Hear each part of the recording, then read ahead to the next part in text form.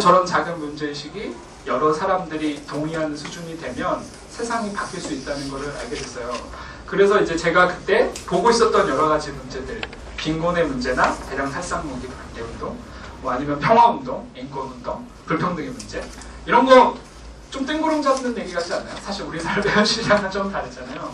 이게 이런 세상을 아름답게 바꾸는 일이 가능할까?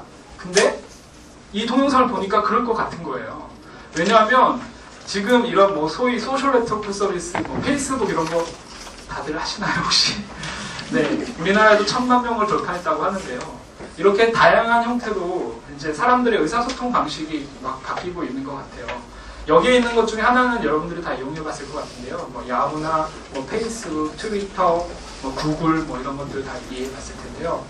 거의 이제 어떤 분이 하신 말을 제가 그냥 원문 그대로 옮겨왔는데 해석해 보면 이런 소셜 미디어를 통한 의사소통 방식이 아까 그런 유튜브를 통한 동영상 공유 방식이 이게 그냥 단순한 유행은 아니고 우리의 의사소통 방식을 근본적으로 바꾸고 있다고 얘기하는 내용인 거죠.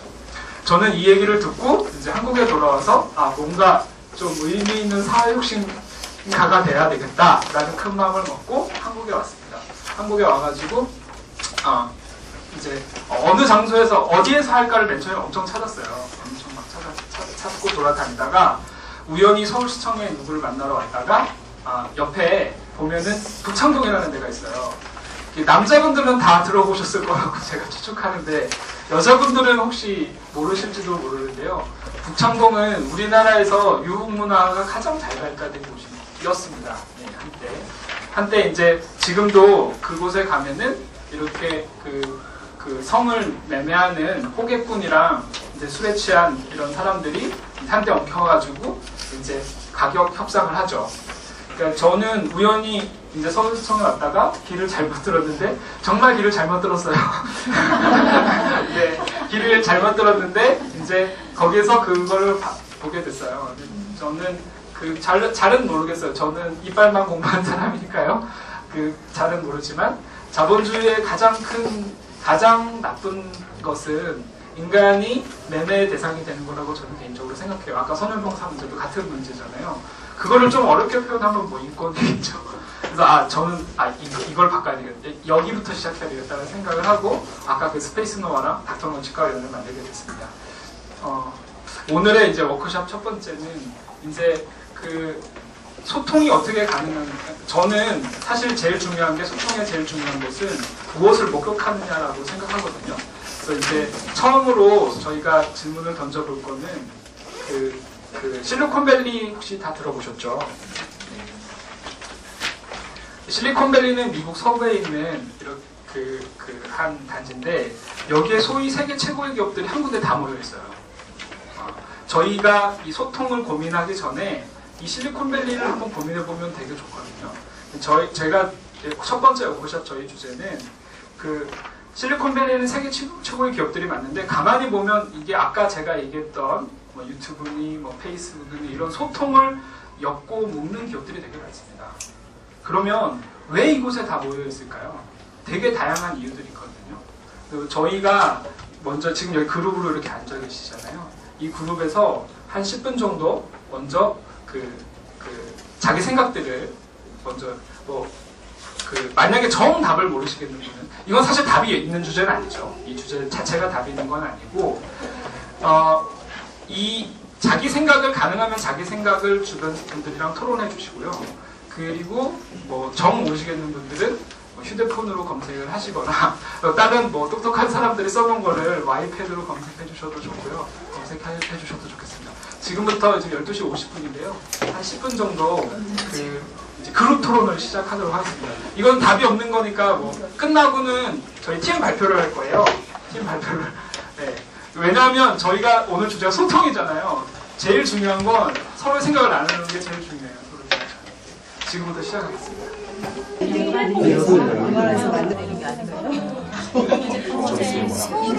그러다가 이제 떠오른 단어가 플랫폼이었습니다. 네, 김미경 쇼에서 들었던 얘기인데요. 네, 김미경 씨가 본인의 엄마가 양장점을 차리는데 양장점 안에서 일어나는 모든 이렇게 소통의 과정을 통해 돈을 벌었다라는 이야기에서 이렇게 플랫폼 같은 역할을 한다라는 식의 얘기를 했고요. 저희 모둠에서 좀 발문에 집중했는데요. 문제가 실리콘밸리가 왜 최고의 기업이 많은가가 아니라 왜 이런 실리콘밸리에 혁신 기업이 많은가가 진짜 문제이지 않습니까? 그래서 저희가 왜 이 실리콘밸리에 소통을 많이 하는 기업이 모였을까? 역시 세계화의 화두는 소통이기 때문에 소통이 되는 것 같고, 그러면서 결국에는 하나의 플랫폼으로 장소가 마련이 되면 그 안에서 일어나는 우수한 문제들이 모이게 되고 그걸 통해 소통하고 나눈다라고 이야기 결론을 지었습니다. 감사합니다. 네, 안녕하세요. 저는 의정부 서중학교에서 온 기술과정 이수미입니다. 저희도 지금 앞에서 너무 좋은 말씀 많이 해주셔가지고 다 나왔어요. 저희가 얘기한 것들, 말씀해주신 것들이 저희가 다 나왔는데 거기 이제 덧붙여서 얘기를 이제 하면은 그 한 선생님께서 말씀해주셨는데 스티븐 잡스가 이런 말을 했대요. 사람과 사람 사이에 창의성이 있다고, 그러니까 사람과 사람 사이의 관계에서 창의성이 나온다고. 그렇다면은 저희도 이제 생각을 할 때 원격 연수를 아무리 들어도 연극 연수 듣는 것보다는 와서 이렇게 하루 동안 연수를 듣는 게 저희가 배움이 굉장히 넓어요. 그래서 그렇게 사람과 사람 간의 그 오프라인 소통하는 그런 것들이 이루어졌을 때 이제 시너지 효과가 일어나면서 그런 하나의 인프라를 구축을 하게 되잖아요. 그렇기 때문에 이런 실리콘밸리가 모여있는 게 아닐까라고 저희도 이렇게 생각을 하면서 붙여보는 거예요. 제가 찾은 답은 이제 커피숍입니다. 여러분들이 했던 대답들과 되게 다르지 않아요. 그러니까 결론은 뭐냐면, 만약에 저도 이렇게 뭐 자료를 찾아보다 보니 다양한 답들이 있어요. 아마 다 그게 다 정답일 겁니다. 그 중에서 제가 제일 주목했던 답은 미국이라는 나라 자체가 원래 이민자들의 나라예요. 만약에 이 이민자들의 나라에서 만약에 커피숍을 하나 만든다고 생각을 해봅시다. 그렇게 되면은 커피는 남미에서도 먹고 아프리카에서도 먹고 동남아시아에서도 먹어요. 물론 유럽에서도 먹고요. 만약에 그 4개의 서로 다른 문화권을 가진 나라의 사람들이 모여서 커피숍을 차리면 어떤 커피숍이 만들어질까요? 전에 없던 커피숍이 나올 수 있는 거죠.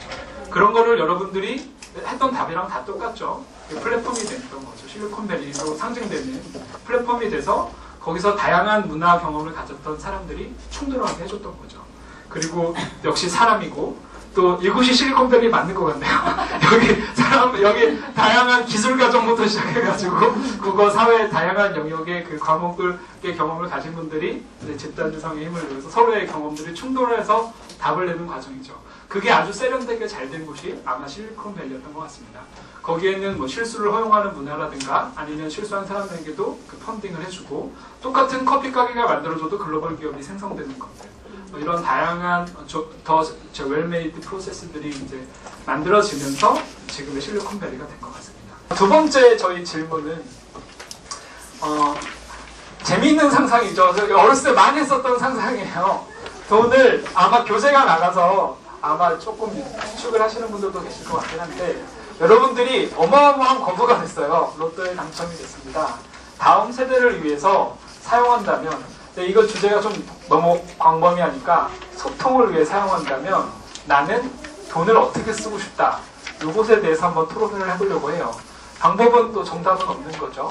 다양한 상상을 해주시기 바라고. 그런 행사 같은 거 아이들이 차리고 체육할 저는 이 코로나에 참석하기 위해서는 거의 잠을 안 잤어요. 왜냐하면 울산에서 왔거든요. 울산에 있는 농서 초등학교라는 곳입니다. 초등학교 교사입니다. 네, 반갑습니다.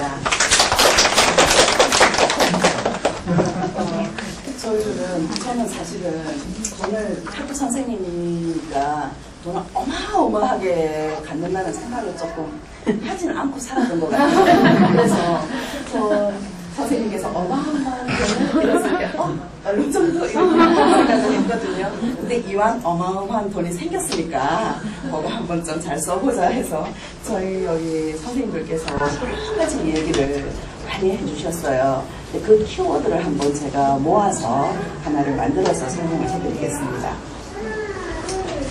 세대 간 소통을 통한 행복을 창출할 수 있는 마을 공동체를 형성한다. 이렇게 되어 있고요. 그 마을 공동체는 여기에서 우리 선생님들이시니까 학생의 문제, 그다음에 학부모의 문제, 그리고 우리에게 닥쳐올 노인 문제. 아까 우리 그 주제 강연에서 이렇게 들었잖아요. 근데 그것도 무시할 수가 없더라. 그래서 이제 세대 간을 이렇게 아우를 수 있는 그런 얘기를 했었습니다. 그리고 이제 거기에서 우리가 지금 그 최첨단의 문명의 일들이 있지만 요즘 아이들이 학교 폭력이라든지 이런 데 많이 노출이 되어 있잖아요. 근데 이 아이들을 좀 감성적으로 좀 뭔가 소통하기 위해서는 친환경적인 그런 환경을 조성할 필요가 있다. 그리고 그 얘기를 하면서 저희들이 옛날에 그 마을 공동체적인 거 있잖아요. 그 옛날에 마을에 들어가면 할아버지가 하면은 모든 아이들이 이렇게 통제가 됐잖아요. 근데 그것처럼 그 마을이 서로 소통할 수 있는 그런 걸 좀 조성을 하자. 그리고 거기에 물론 아이들이 뛰어놀 수 있고 또 우리가 지금 기존 학교에서 이렇게 틀로 갖춰져 있는 교육보다는 좀 자유롭게 아이들이 가서 놀면서 배우고 하는 그런 얘기를 했는데 저도 공감이 가더라고요. 저도 아이들을 학교에서 저는 지금 2학년 아이들을 가르치거든요. 근데 2학년 요즘 2학년 아이들 독서력도 굉장히 높고요. 말하는 거 보면 깜짝깜짝 놀랍니다. 똑같은 사진을 딱 던져주고도 뭔가를 하라면 각자 다 다르게 이렇게 나오거든요. 근데 그런 아이들과 이제 잘 소통하면서 지내려고 하면은 그런 친환경적인 부분뿐만 아니라 최첨 선생님께서 테레비 PC를 쫙 놔줄 수 있는 그러한 것도 필요하다라고 이렇게 얘기를 했어요. 그러니까 저희들은 그런 부분에 이제 돈을 좀 많이 쓰면서 옛날과 같은 그런 소통이 잘 되는 할아버지, 할머니, 선생님께서는 말씀하시기를 이제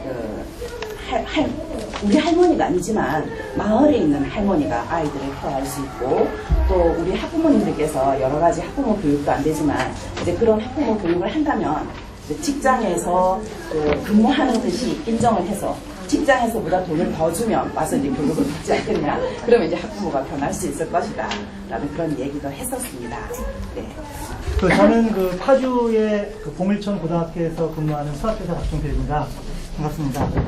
저희 그 모둠 같은 경우에는 이제 여러 가지 의견들이 나왔는데 그 핵심 테마가 현재 같은 경우 옛날에 중시되던 어떤 가족 간의 그런 소통 같은 것들이 없어지면서 그 개인 간의 것이 아니고 그냥 디지털적 소통이 점점 증가하고 그다음 개인적으로 어떻게 면대면을 할 수 있는 그런 살가운 소통들이 줄어들고 있다.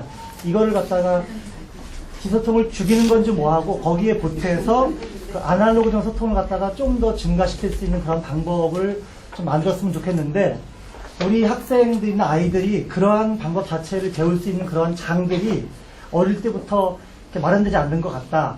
또한 커서도 지역적이라든지 아니면 그 사람들이 만날 수 있는 그런 기회가 없을 것 같다라는 의견들이 많이 나왔습니다. 그래서 첫 번째 나온 의견이 뭐냐면 지방 같은 경우에 있으면 약간 고립될 수도 있고 물론 뭐 기차가 있고 여러 가지 있지만 그래서 그 지방에서 어떤 아주 거대한 문화 축제를 그래서 거대한 게 중요합니다. 그죠? 문화 축제를 그런 주최를 해서 그 지방 사람끼리 모이는 것이 아니고 서로 뭐 노인이든 아니면 아동이든 그다음에 옆 동네든 아니면 옆 나라든 간에 그런 사람들이 모여서 서로 이렇게 그죠? 만나고 그다음에 얘기하고 다양한 어떤 그런 거를 소통할 수 있는 그런 장들이 중요하지 않을까라는 의견이 하나 나왔고요. 두 번째 같은 경우는 이제 학생들 어떤 의사소통 능력의 부재인데 이거를 갖다가 어떻게 하면 키울 수 있을까 이런 고민에서 출발을 해봤습니다. 그래서 근데 그거를 학생만 과연 가르치면 될 것이냐 그렇지 않다고 생각을 하고요. 그래서 그런 어떤 그 의사소통 능력이 부족한 학생이 있는 그런 가족과 그 다음에 그 학생들의 어떤 그 처해 있는 경제적인, 사회적인 환경까지 그 통합적인 곳에서 케어할 수 있는 그런 시스템 자체를 사실 학교 같은 것은 해주지 못하고 있잖아요. 그죠? 그런 것들을 갖다가 학교랑 긴밀하게 연결해서 언제든지 교사가 손을 내밀고 이렇게 협조를 요청하면 나올 수 있는 그런 그 큰 시스템을 구축하는 것이 필요하겠다. 이런 것을 해봤고요. 사실 저희가 왜 실리콘밸리랑 이제 그 돈이 어마어마하게 생겼을까는 사실 어떤 한 청년의 실험을 통해서 소통을 어떻게 디자인하고 매핑하는 것이 좋을까를 한번 고민해 보기 위해서였습니다. 아마 이것도 혹시 자료에 나갔나요? 토니 쉐이나 다운타운 프로젝트? 네, 다행입니다. 모든 걸 알고 오시면 제가 여기 서 있어야 할 이유가 없겠죠. 예, 그 대만계한 청년, 미국에서 태어난 차이니즈 아메리칸 청년이 하나 있습니다. 이 친구가 미국에서 신발 가게를 했어요. 자포스라고. 네. 그 자포스라는 신발 가게를 했는데 자포스 혹시 아시는 분 계세요? 네. 자포스라는 신발 가게를 했는데 이 회사를 아마존이라는 회사는 다 들어보셨죠? 아마존이라는 회사에 팔아서 우리나라 돈으로 1조 3,500억을 벌었어요. 네, 캐시로. 네. 그냥 신발 가게는 아니고 온라인 신발 가게죠. 그래서 미국을 다 커버하는 그런 큰 신발 가게였습니다. 이 친구가 그 번 돈을 가지고 뭘 할까 고민을 했어요. 아까 이제 저도 질문을 드렸었잖아요. 어마어마한 돈이 생긴다면 나는 다음 세대를 위해서 무엇을 할까? 이 친구는 똑같이 고민을 한 거죠. 내게 온 이 포춘을 어떻게 사람들한테 쓸 수 있을까 고민을 했어요. 이 친구 고민하다가 라스베가스에 가가지고 라스베가스의 한 슬럼가로 제가 북창동 봤던 거랑 똑같죠. 슬럼가에 가가지고 한 거리 전체를 다 삽니다. 왜? 어마어마한 돈이 있으니까. 어마어마한 돈이 있어서 한 거리를 다 사요.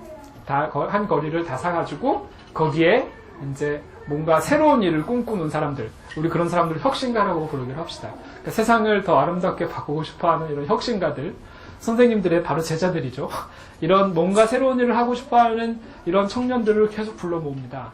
그리고 식당도 차려주고요, 밥도 주고요, 공간도 주고, 뭔가 배울 것도 주게 됩니다. 그리고 이 사람이 했던 거는, 이 사람이 그 사람들한테 요구했던 거는 단 하나예요. 걸어서 다닐 것. 네. 이게 되게 신기하죠? 실리콘밸리의 한 복판에서 가장 온라인 커머스를 잘 이용해서 떼부자가 된 사람이 했었던 말은 걸어서 다닐 것이에요. 사실 그냥 걸어서 다니게 만든 거는 아니에요. 그 사람들한테 걸어서 다닐 걸 요구했지만 그냥 이 사람이 걸어서 다닌다는 건 뭐냐면 사람이 아까 그랬잖아요. 남미 사람이랑 아프리카 사람이랑 동남아시아 사람이랑 커피숍을 차릴 때 뭔가 새로운 것이 나온다고요. 그러니까 서로 다른 문화 경험을 가진, 그 중에 언어의 차이가 가장 큰 거겠죠. 그런 경험을 가진 사람들이 서로 부딪혀야 돼요. 그런데 그런 거는 그냥 악수하고 명함 나눈다고 해서 생기는 거는 아니거든요. 학교처럼 강제로라도 계속 부딪혀야 돼요. 싸우고 부딪히고 토론하고 할 때 뭔가 새로운 게 나오는 거죠. 이 사람은 단순히 걸어 다닐 것만 요구하는 게 아니라 이런 식으로 해요. 일종의 육교를 없애요. 그러니까 어떤 빌딩이랑 빌딩이 있는데 육교를 없애. 왜냐하면 육교가 있을 때는 두 방향으로 흐를 거 아니에요, 사람이. 그 동선이. 하나를 없애는 거예요. 하나를 없애면 한쪽으로밖에 못 다니잖아요. 그러면 계속 부딪히는 거예요. 그리고 그 공간에서 반드시 뭘 하겠냐면 서로 다 자기가 여기 국어 선생님 있고요. 사회 선생님 있고 수학 선생님 있으시잖아요. 다 자기가 더 잘하는 분야가 있을 거예요. 그러니까 그거를 서로 가르치게 합니다. 그러니까 그거를 반값으로 내게 한 거죠.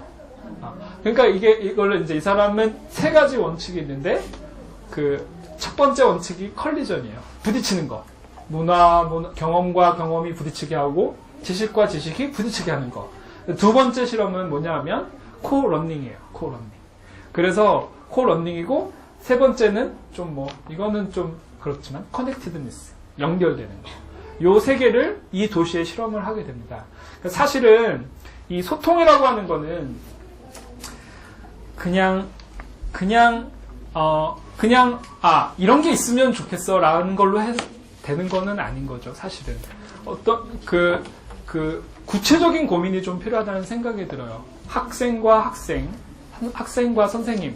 그러니까 이런 구체적인 고민과 행동이 필요한 거죠. 이런 질적, 양적 강화를 위해서 나는 아이들이랑 어떻게 만나고 있는지를 고민을 해야 된다는 거죠. 그러니까 지금의 관계면 카톡에서 이거 제가 되게 편견을 가지고 말씀드리는 거니까 분노하지 마시길 바라면서 만약에 이제 저도 교실 이데아를 들을 때보다 좀 더 전에 학교를 다녔는데요. 95학번이니까 90년대 학교를 다녔는데 그때 기억으로 선생님과 저와의 관계는 되게 일방적인 관계였어요. 만약에 그때 저한테 카톡이 주어졌다면 저도 칼처럼 썼을지도 모르겠어요. 그런데 이제 그 카톡을 다른 방식으로도 이용할 수 있다는 생각이 들거든요. 바로 그 고민을 하는 게 오늘 해야 될 일입니다.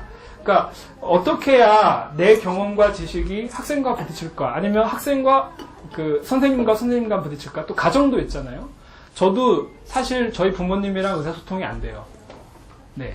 이런 얘기를 소통을 주제로 제가 얘기를 하고 있지만 경험의 차이가 너무 큰 거예요. 저 고등학교 졸업하면서부터 이제 집이 시골인데 고등학교 졸업하면서부터 한 번도 부모님이랑 같이 산 적이 없어요. 그렇게 20년을 살다 보니까 집에 들어오면 공통의 주제가 별로 없는 거예요.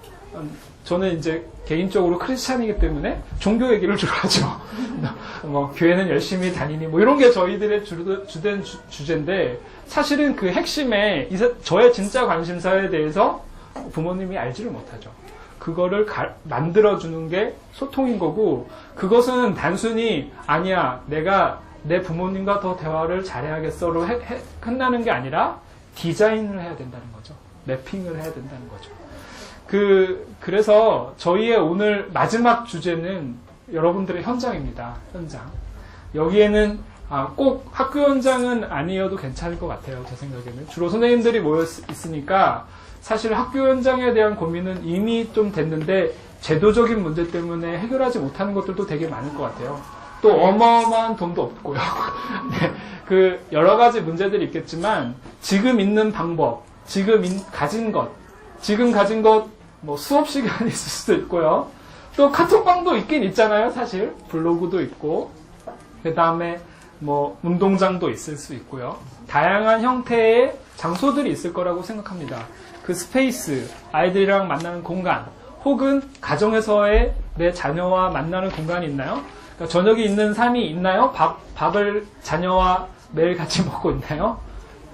아니면 뭐 다른 장소에서 친구와 만나는 장소를 구체적으로 디자인하는 게 중요하다는 겁니다. 그래서 오늘 마지막은 좀 개별 사례 위주로 조금 갈 거예요. 그래서 팀끼리 이렇게 나는 이런 부분에 있어서 문제점을 가졌었던 적이 있었어. 뭐 이런 것들을 서로 얘기를 하시면서 뭐 짧은 시간이나마 오늘은 오늘의 제일 중요한 이제 제가 전달해드리고 싶은 제일 중요한 것은 실리콘밸리를 말씀드리고 토니 셰이 사례를 했던 가장 큰 이유는 워크숍이잖아요. 그러니까 사실은 제가 여러분들한테 전달해드리는 사례가 여러분들한테 적용되는 문제는 아닐 거라고 생각해요. 각자의 특수성과 개인의 차이가 있으니까. 자기 현장에서 구체적인 고민을 하는 시간을 갖는 게 오늘 워크숍의 가장 중요한 목적입니다. 여자친구들도 잘생기고 저는 아직 초등학교 지금 2학년 담임을 하고 있는데요. 우리 아이들은 뭐 넓은 세상하고 소통하는 그런 방법을 논한 게 아니라 먼저 자기 옆에 있는 옆 짝꿍하고 그다음에 선생님하고 먼저 소통할 수 있는 방법을 배울 때 나중에 커서 다른 사람들과 모두 소통할 수 있다고 생각을 해요. 그래서 저는 2학년을 하고 있는데요. 아이들끼리 지금 우리 초등학교도 중등과 똑같이 스마트폰을 많이 좋아해요, 애들이. 근데 우리 아이들이 1학년 때 스마트폰, 점심시간에 스마트폰을만 바라보고 있는 아이들인데 왜 2학년 돼서는 스마트폰을 멀리 있어도 걷지는 않아요. 저희는 인권 중요하잖아요. 저희는 합의하에 인권에 의해서 걷을 수는 없어요. 근데 그런 아이들이 스마트폰을 사용하지 않아요. 왜냐하면 아이들이 그동안 왜 스마트폰을 거리가 없었던 거예요. 아이들 자체로. 이 친구 옆에 있는 아이와 내가 소통할 수 있는 거리가 없었던 거죠. 근데 우리가 지금 2학년에서 가장 중심을 두고 있는 게 놀이거든요. 수업 속에 놀이도 들어가고 점심시간에 놀이할 수 있는 저 어렸을 때 고무줄 놀이 뭐 그런 거 있잖아요. 그러니까 그 거리를 주니까 아이들이 자연스럽게 하지 말라고 말을 하지 않아도 서로 그 놀이를 하면서 서로 얘기하고 규칙 자기들이 정하고 그리고 선생님도 점심시간에 우리 학교 같은 경우는 점심시간이 30분이고 점심시간 30분밖에 안 돼요.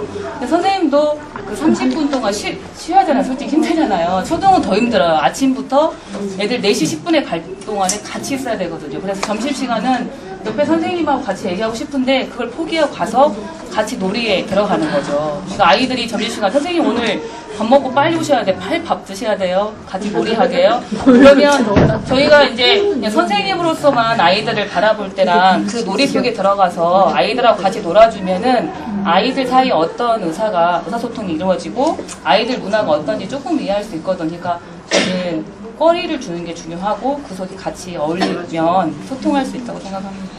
사실은 저는 이제 제가 지금 하려고 하는 프로젝트 중에 하나예요. 애들한테는 이미 다 공지를 했어요. 그래서 제가 인간의 조건을 보고 너무 해보고 싶은 거예요. 저희 아이들과. 저희 신한교 혁신학교인데 굉장히 좀 이렇게 안양에서 변두리에서 못 사는 아이들이 많아서 인적 자원에 대해서 얘기를 하면 자기네들에게 쓸모없거나 뭐 꿈을 얘기하면 뭐 없어요. 아니면 회사원이야 돈만 이런 아이들이 많아요.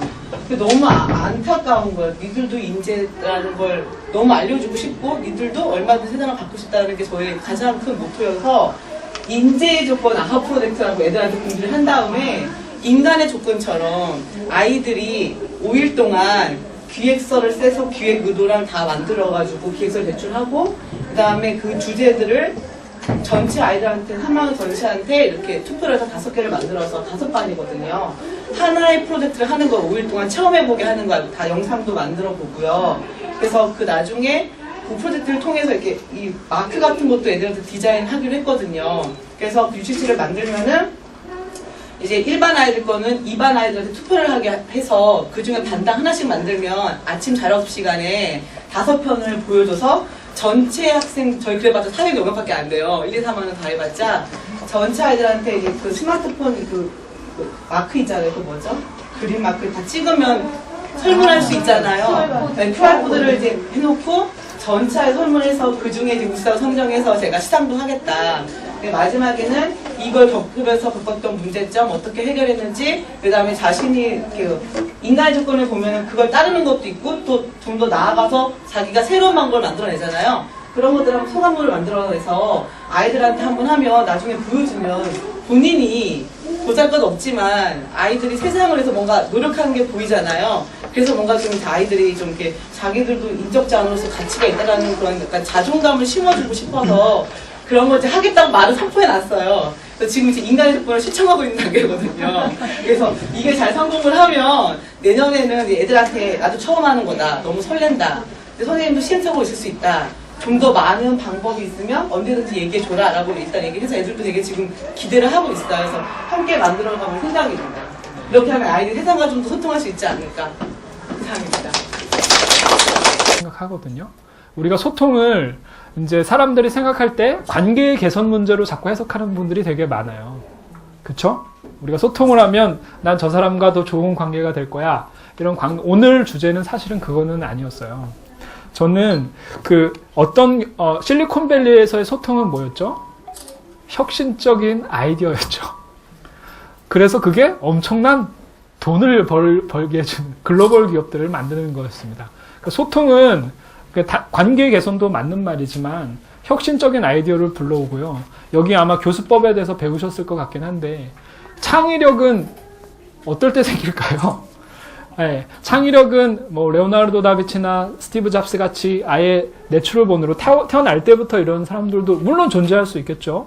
그런데 교육학에서는 아마 제가 알기로는 개발되어지는 거라고 들었어요. 그러니까 그게 어떻게 해야 개발될까요? 소통이 돼야 돼요. 소통이 세상의 수많은 책들과 간접 경험이잖아요. 수많은 책들과 만나고 수많은 경험을 가진 사람들과 부딪히게 해줘야 가능하다는 거죠. 그러니까 우리가 그거를 디자인한 게 뭐냐면 학교고 도서관인 거죠. 소통을 학교 현장에서 그리고 여러분들의 가정에서 여러분들의 친구들과 어떤 소통 관계를 가질까 생각할 때 이거는 그냥 좋은 말을 해야 돼. 난 좋은 애티튜드를 가진 사람이 되어야 되겠다는 것으로 끝나면 되는 것이 아니고 아까 제가 얘기했던 것처럼 구체적인 방법론이 필요해요. 나는 우리 애를 학원에 보내지 않고 저녁은 반드시 같이 먹이고 그 다음에 보내겠다. 그 다음에 제가 막 되게 낭만적인 것처럼 뭐 뒤에 말 보면 뭐 부딪히고 뭐 어딨죠? 이게